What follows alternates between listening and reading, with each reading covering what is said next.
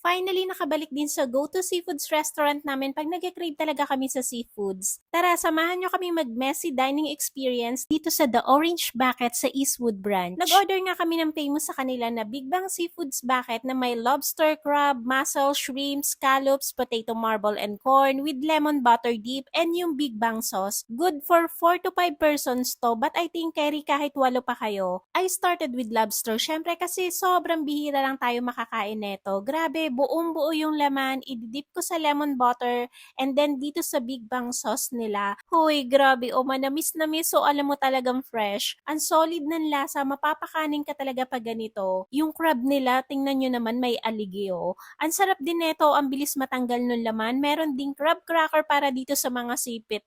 Ang laman din kahit yung sipit kaya sobrang sulit talaga. Yung shrimp, sakto lang yung size and gaya ng iba, fresh din talaga yung lasa. Aside from seafoods, meron din silang ibang siniserve like etong baby back ribs na natikman ko na din before. Meaty and tender talaga, ika nga nila full of the bone. Para naman sa soup, yung crab in corn soup, okay din pag feeling mo full ka na tapos hihigop ka ng mainit nakaka-relax ng tummy. We have also yung fried chicken seasoned with sweet and spicy sauce. Kung mahilig ka sa spicy, magugustuhan mo talaga to. Meron din siyang ibang lasa ng mga spices na nagustuhan ko. Juicy yung pinakalaman and talagang mapapakanin ka din. For the drinks, meron red and blue iced tea na masarap din. For us, babalik at babalik talaga kami dito lalo na kung quality of seafoods yung hanap mo. Sauce pa nga lang nila, ulam na, 'di ba? So that's it. Follow for more. Bye!